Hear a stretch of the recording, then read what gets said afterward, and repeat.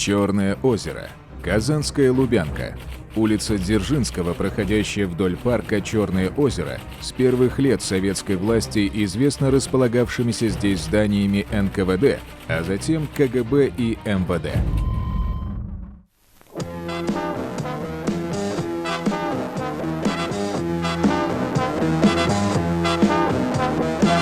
Прекрасный осень и зима, и лето, и мы с тобой благодарим за это. Весну, в которой было столько света, что рассказать не хватит слов. Казанский молодежный центр. Типичный образец советской архитектуры и знаковое место для многих жителей нашего города. Гостиница, ресторан, киноконцертный зал и плавательный бассейн начали работать в 1977 году. Несколько десятилетий это был центр творческой и культурной жизни. В клубы друзей кино и самодеятельной песни приезжали выступать не просто звезды, легенды. Андрей Тарковский, Владимир Высоцкий, Никита Михалков, Александр Розенбаум. Но в мае 1997 года это место стали упоминать в криминальном контексте.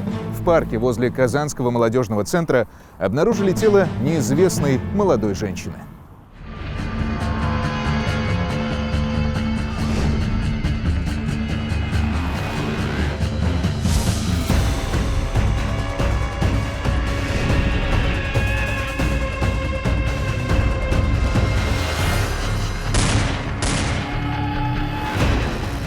«26 мая 1997 года. Обычный понедельник. Весна уже практически догнала лето. Казанцы радовались теплу. Ближе к вечеру сюда, в сквер возле молодежного центра, потянулись горожане прогуляться и отдохнуть после трудового дня. Но весенняя идиллия была разрушена. На молодой травке чуть в стороне от дороги в кустах лесопосадки лежал труп.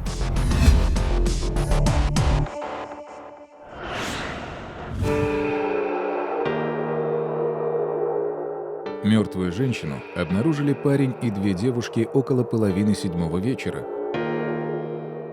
Они сообщили об этом милицейскому патрулю на остановке транспорта. Прибыв на место, мы увидели, что практически недалеко от тропинки, которая ведет через парк, где сейчас находится парк развлечений «Шевроле Крылай», лежит молодая женщина. Она полностью была обнажена, ее лицо было прикрыто курткой джинсовой, она была обгоревшая, эта куртка. Вот. Кроме того, во влагалище погибшей была вставлена палка, достаточно большая. Осмотрели место происшествия, изъяли все возможные, так скажем, вещественные доказательства, следы борьбы, потому что следы борьбы были видны, была разбитая бутылка на месте. Все это было изъято, надлежащим образом упаковано. У нее были сломаны кости лицевого скелета, достаточно такие серьезные повреждения были, потому что даже эксперт, которая вскрывала это тело, она говорит, что я с таким еще не сталкивался. Земля на месте преступления была пропитана кровью. Но женщина погибла не от ран. Как выяснили судмедэксперты, смерть наступила от комбинированной асфиксии в результате сдавления шеи и закрытия дыхательных путей кляпом. Проще говоря, насильник задушил свою жертву ее же собственной футболкой, колготками и трусами.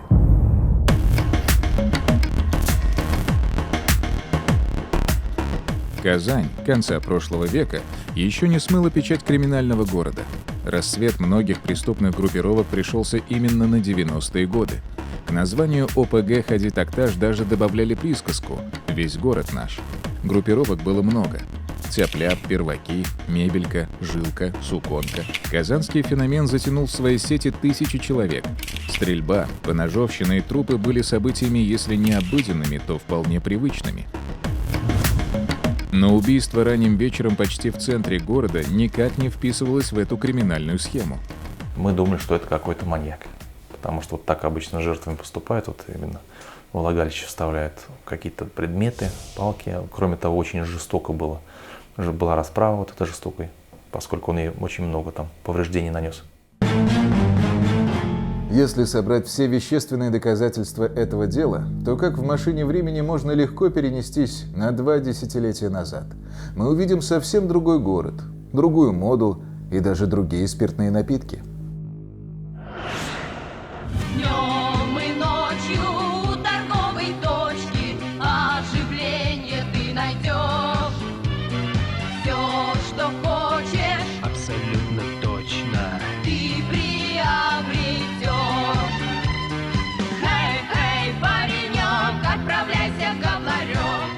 Алкоголь продавался везде. Невиданное доселе баночное пиво, ликер амаретто, спирт роял стали визитными карточками эпохи. На остановках транспорта в киосках был представлен весь ассортимент винных и водочных суррогатов, которые расплодились в огромном количестве. Спирт разводили, мешали с сухими растворимыми напитками вроде юпи или зука. На прилавок это попадало под видом легких аперитивов – персиковый или вишневый. Вообще, подделки в те годы определяли моду на все. Казанские жители, не избалованные красивой импортной одеждой, валом валили на возникшие вещевые рынки. Самым известным был так называемый вьетнамский. В этом огромном бутике для бедных можно было найти все. Джинсовые куртки, юбки и брюки с известными, но поддельными лейблами пользовались особой популярностью. Все хотели одеться в недоступную еще недавно джинсу. Вот и на месте преступления нашли несколько подобных вещей. Найденная мужская джинсовая куртка была с лейблом известной фирмы. Возможно, в магазине этой марки могли бы вспомнить покупателя. Куртку отвезли на экспертизу. Но товароведы дали однозначный ответ. Куртка поддельная, и искать владельца нужно через вещевые рынки, которые завалены таким самопальным добром. Недалеко от трупа лежали синяя джинсовая юбка, вывернутая наизнанку кофта, пачка от сигарет, жевательная резинка. На расстоянии нескольких метров были разбросаны другие вещи. Матерчатые туфли, черные в белую крапинку, скомканный носовой платок, черная сумка. В сумке нашли разные женские мелочи: косметичку с помадой, зеркальцем и кремом, ключ, 2 купюры по 100 рублей, какие-то записки.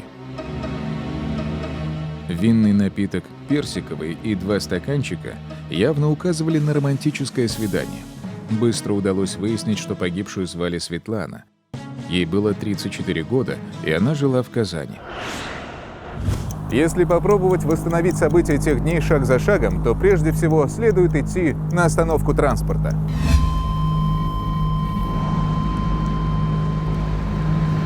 Сейчас здесь все по-другому. Современный павильон, благоустроенная территория. Но 20 лет назад именно здесь удалось найти первые зацепки. Продавщица киоска на остановке молодежного центра вспомнила кавалера с дамой. Она сама продала им вино и 2 стаканчика. Из показаний продавщицы торгового павильона. Около половины 5-го вечера в торговый павильон вошли женщина и мужчина. Мужчина был одет в джинсовую куртку синего цвета. Под ней была футболка какого-то яркого цвета. Лицо мужчины было чуть-чуть загоревшее, ямочка на подбородке. На мой взгляд, ему было не больше 30 лет. Рост около 170 сантиметров. Женщина была его полной противоположностью. Очень худая, на полголовы ниже мужчины, явно старше, нетрезвая. Во что одета, не помню. Мужчина спросил, что ей купить. Женщина сказала: все равно. Он попросил персиковый напиток и расплатился сам. Потом удалось найти очевидца, который в районе частных домов неподалеку видел бегущего молодого мужчину. Он был исцарапан и спрашивал, где можно умыться. Тогда, в отличие от современной Казани, уличный водопровод еще встречался достаточно часто. Свидетель спросил, что случилось, пострадавший ответил: избили. Прохожий показал мужчине колонку, тот умылся и быстро ушел. Параллельно сотрудники следственно-оперативной группы отрабатывали версию личных конфликтов, беседовали с коллегами и знакомыми Светланы. До встречи с насильником у нее была обычная жизнь, не очень обеспеченной и не очень счастливой женщины. Рано вышла замуж, родила девочку. Но семейная жизнь не задалась. С мужем развелась, одна растила дочь, работала штукатуром-маляром на заводе. Женщина с дочерью жили в комнате в коммуналке. Денег, конечно же, не хватало. 14-летняя Лилия, дочь Светланы, даже придумала себе подработку. Она покупала на рынке семечки, жарила их и после торговала у подъезда. Ах, эти каленые семечки. Народное лакомство, доставшееся в наследство от советских времен. Это сейчас семечки продают в магазине в блестящих пакетиках. А еще совсем недавно их жарили бабушки на собственных кухнях. И у каждой был свой секретный рецепт. Потом бабушки выносили табуретку, мешочек еще теплого лакомства, стаканы и кулечек газеты. И не было человека, который просто так мог пройти мимо. так и в семье Светланы это был немудреный способ заработать лишнюю копеечку. Мама с дочкой были очень привязаны друг к другу. В последний раз Светлана виделась с девочкой в обед того рокового дня. Днем Лиля поехала на рынок за очередной партией семечек. На обратном пути дочка зашла на работу к маме, просто так повидаться. Светлана покормила Лилю в столовой, сказала, что будет дома около 5 вечера. Больше мама и дочка не увиделись. Из показаний Лилии. Моя мама по характеру была человеком очень мягким, обидчивым и абсолютно неконфликтным. Иногда она могла позволить себе выпить спиртное на каком-нибудь празднике, но в запойное состояние никогда не уходила, так как на следующее утро ей нужно было уходить на работу. В конфликтных ситуациях я ее никогда не замечала. Она не была скандальной, со всеми соседями были только хорошие отношения.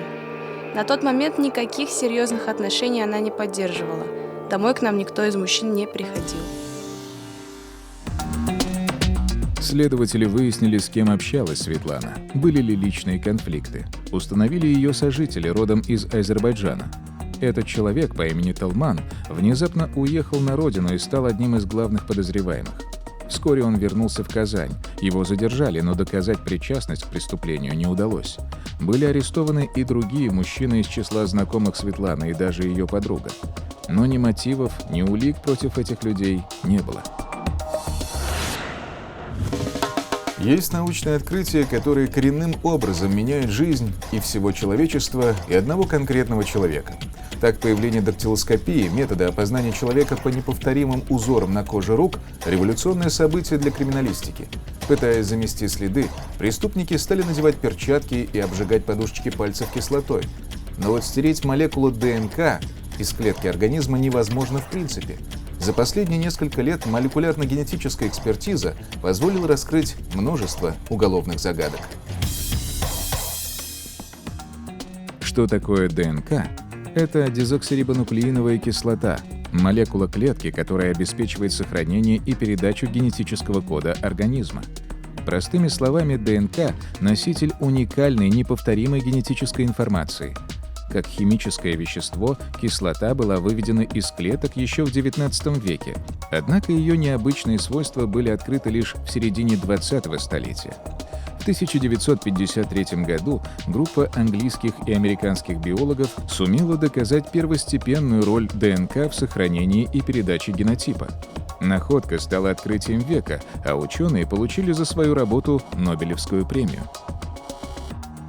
Александр Андреевич является предполагаемым двоюродным дедушкой по отцовской линии. Это открытие стали применять в самых разных сферах жизни. Все слышали о тестах ДНК на установление отцовства, которые так любят проводить во многих популярных телепрограммах. В 2008 году был подписан федеральный закон 242 ФЗ о государственной геномной регистрации. Он подразумевал создание в России федеральной базы данных геномной информации. Обязательным для внесения в данную базу является генетическая информация неопознанных трупов, должны вноситься генетическая информация неустановленных лиц, которые были получены в ходе проведения производства следственных действий. И также в данную федеральную базу данных обязательно должны вноситься лица, осужденные, отбывающие наказание за совершение тяжких, особо тяжких преступлений. Со времени убийства Светланы прошло 20 лет. Ее дочка давно выросла, но время вряд ли зарубцевало рану на сердце. В здании молодежного центра открыли банк. Парк, где произошло убийство, застроили аттракционами и каруселями. Нераскрытое преступление не давало покоя следователю. Ведь один из главных принципов правосудия о неотвратимости наказания так и оставался невыполненным. В Следственном комитете Российской Федерации имеется такая практика. При появлении каких-то новых технологий, новых экспертиз поручается криминалистической службе рассмотрение преступлений прошлых лет, которые на тот период в силу каких-то научно-технических достижений не могли быть раскрыты. В этом случае следователям были пересмотрены дела прошлых лет, была назначена экспертиза, которая на тот момент была неперспективной. Провели экспертизу молекулярно-генетическую, по современным наборам, используя современные технологии, и оно дало свои плоды. В сентябре 2017 года Федеральная система генетической идентификации Ксенон-2 выдала сенсационный результат. ДНК сохраненного биоматериала насильника совпала с генетическим профилем некоего Рамиля Садыкова. Искать его долго не пришлось. Он отбывал наказание в местах лишения свободы за изнасилование, которое совершил в 2013 году. С целью дальнейшей работы было принято решение этапировать его по месту предварительного следствия и провести его допрос с выяснением всех обстоятельств, имеющих для дела. По давнему нераскрытому делу была назначена дополнительная судебно-молекулярно-генетическая экспертиза, которая должна была поставить все точки над «и» и однозначно указать на преступника.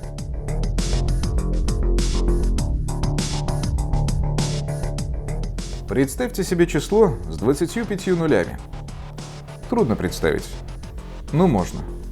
Мы даже не знаем названия таких величин. Секстиллионы, септиллионы, октиллионы. Из экспертного заключения следовало, что вероятность случайного совпадения генетических признаков выявленных сперматозоидов с каким-то другим человеком составляет как раз такое число. Учитывая, что население Земли это 7 на 10 в 9, 9 миллиардов, то 10 в 27 степени это трикратное перекрытие населения Земли. Поэтому, грубо говоря, встретить человека с идентичным набором аллельных признаков не представляется возможным. Эксперты сделали категорический вывод. Насильник из прошлого, Рамиль Садыков, 1971 года рождения. Его генетический материал по новому и старому изнасилованиям совпали полностью. Будучи допрошенным, Садыков давал последовательные показания, в ходе следствия вел себя спокойно, но скрывал для себя невыгодные обстоятельства совершенного преступления. 20 лет назад здесь находилась точка по продаже разливного пива. Садыков сидел за столиком один. Подошла женщина, уже нетрезвая. Познакомились. Это была Светлана. Садыков предложил ей что-нибудь покрепче пива. Она согласилась. Новые знакомые перешли дорогу. Там, на остановке у молодежного центра, был киоск с алкоголем.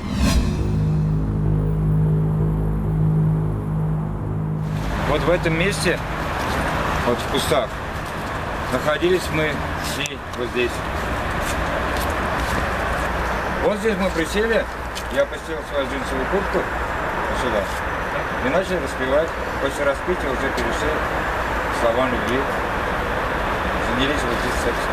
И вот в этом месте мы были здесь, распивали спиртные напитки тоже здесь, занимались сексом здесь, поругались.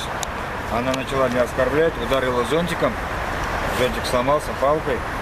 И когда в ссоре ругачки, я тоже ей ударил бутылочкой. Как ударили? Бутылку. Бутылку ударили? На этой части бутылка разбилась. Все. И я начал ее душить футболкой. Вот так. Когда она перестала дышать, я тряпочкой прикрыл рот и... Кляп, то есть, засунули? Да. Подожди. Ага. И понес, короче, ее вот сюда с этой палкой. С этой палкой, которая... Оттащили вы сколько примерно? Метров 10-7, может. Засунул ей между ног и убежал в частный сектор. После убийства и изнасилования Светланы Садыков добрался до дома, переоделся, вышел на улицу и купил в киоске спиртное. За распитие алкоголя его задержали сотрудники милиции и дали 10 суток административного ареста. Вот такой парадокс. По всему городу искали человека по фотороботу с царапинами на лице, а преступник отсиделся в камере для административно задержанных и потом скрылся на 20 лет. После этого уже его жизнь пошла по наклонной вниз. Он стал злоупотреблять спиртными напитками. Вот потом попытался убить собутыльника, не получилось, тот выжил. Через 2 недели буквально уже совершил убийство мужчины, за что и был осужден Верховным судом Республики Татарстан. После освобождения опять опять же, в состоянии алкогольного опьянения изнасиловал соседку по дому. То есть жизнь его сложилась вот таким образом. Можно ли такого человека назвать нормальным? И можно ли вообще назвать человеком? Наверное, нет.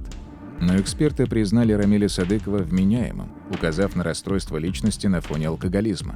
В феврале 2018 года в Верховном суде Татарстана состоялся процесс по делу Садыкова. В последнем слове обвиняемый попросил прощения у своей матери, которой причинил столько горя, и у дочери погибшей Светланы. Садыков был признан виновным в убийстве, сопряженном с сексуальным насилием. С учетом неотбытого наказания его приговорили к 23 годам лишения свободы. Мне очень было жаль ее ребенка, потому что у нее остался ребенок, она одна его воспитывала. Очень хотелось раскрыть это преступление, потому что, я тогда был молодой, энтузиазм был такой достаточно, и члены следственной группы тоже, все молодые ребята. Очень хотелось найти этого недочеловека, потому что человек не может такое преступление совершить, очень жестоко расправился. И очень хорошо, что вот сейчас, через 20 лет, принцип неотвратимости наказания все-таки восторжествовал, зло наказано, пускай и поздно, конечно, но все-таки. Судья Верховного суда Татарстана Эдуард Абдулин за участие в раскрытии этого преступления в качестве следователя получил награду Следственного комитета «Нагрудный знак за службу закону». Ученые установили, что ДНК всех людей на планете схожи на 99,9%. Генетически мы отличаемся с вами друг от друга всего лишь на 0,1%. Но именно эта разница делает нас теми, кто мы есть. Но ни в одном ДНК не записано, что человек добрый или злой, гений или злодей, герой или преступник.